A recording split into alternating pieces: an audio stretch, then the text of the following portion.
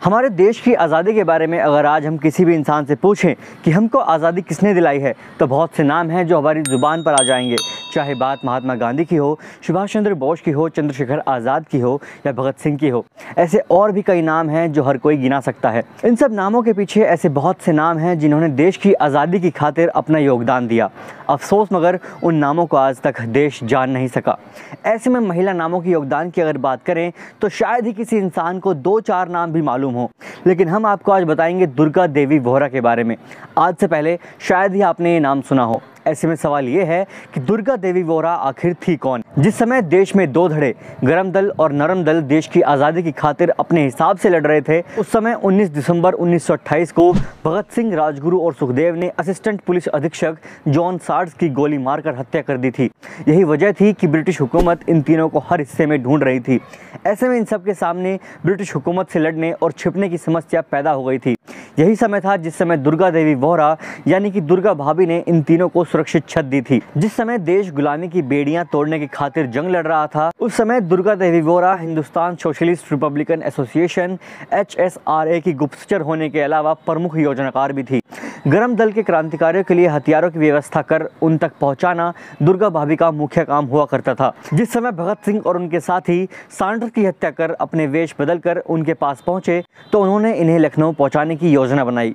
जिसके बाद दुर्गा देवी ने भगत सिंह को अंग्रेजी हुकूमत की तरह कपड़े पहनाकर अलग वेशभूषा में ढाल दिया। उस समय दुर्गा देवी अपने 3 साल के बच्चे के साथ घर से पैसे लेकर भगत सिंह के साथ ट्रेन में सवार हो गई। इस दौरान राजगुरु को दुर्गा भाभी ने घर के नौकर का वेश दिया था। फिर ये सभी लखनऊ से आगे कोलकाता गए, जहां उन्होंने कांग्रेस के कलकत्ता सत्र में भाग लिया और बंगाल में उमड़ते बंगाली क्रांतिकारियों से मुलाकात की। वहीं दूसरी ओर दुर्गा भाभी के पति बम बनाने का कारखाना चलाते थे, जहां दुर्गा भाभी क्रांतिकारियों के लिए पोस्ट बॉक्स का काम करती थी। इस दौरान दुर्गा भाभी आज़ादी से जुड़े योजनाओं व पत्रों को एक दूसरे तक पहुंचाती थी। बम बनाने के दौरान दुर्गा भाभी के पति एक दुर्घटना में मारे गए थे, जिसके बाद भी दुर्गा ना तो शोक में डूबी, ना ही ये घटना उनके हौसलों को डिगा पाई।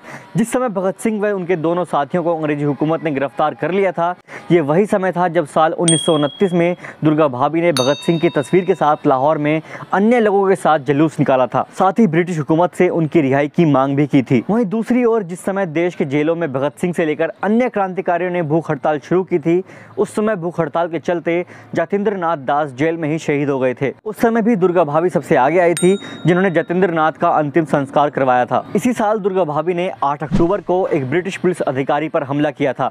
देश में ऐसा पहली बार हुआ था जब किसी महिला क्रांतिकारी को किसी गतिविधि में सीधे तौर पर शामिल पाया गया था, जिसके चलते दुर्गा भाभी को 3 साल जेल हुई। जेल से बाहर निकलने के बाद दुर्गा भाभी जब रिहा हुई तो उन्होंने लखनऊ में उत्तर भारत में पहला मॉन्टेसरी स्कूल खोला। साल 1907 में जन्म लेने वाली दुर्गा देवी वोहरा ने इसी तरह अनेकों अभिन्न योगदान भारतीय आज़ादी से लेकर उत्थान के लिए दिया और साल 1999 में दुर्गा भाभी ने दुनिया को अलविदा कह दिया। आपको हमारा आज का वीडियो कैसा लगा हमें कमेंट कर जरूर बताएं, और अगर आपने अभी तक इस चैनल को सब्सक्राइब नहीं किया है तो इस चैनल को भी सब्सक्राइब कर लें। साथ में जो बेल आइकन है उसको भी दबा दें, जिससे आपको हमारी लेटेस्ट वीडियो अपडेट्स मिलते रहें ऑन टाइम। मैं मिलता हूं आपसे किसी नई कहानी के साथ, तब तक के लिए देखते रहिए द इंडियननेस।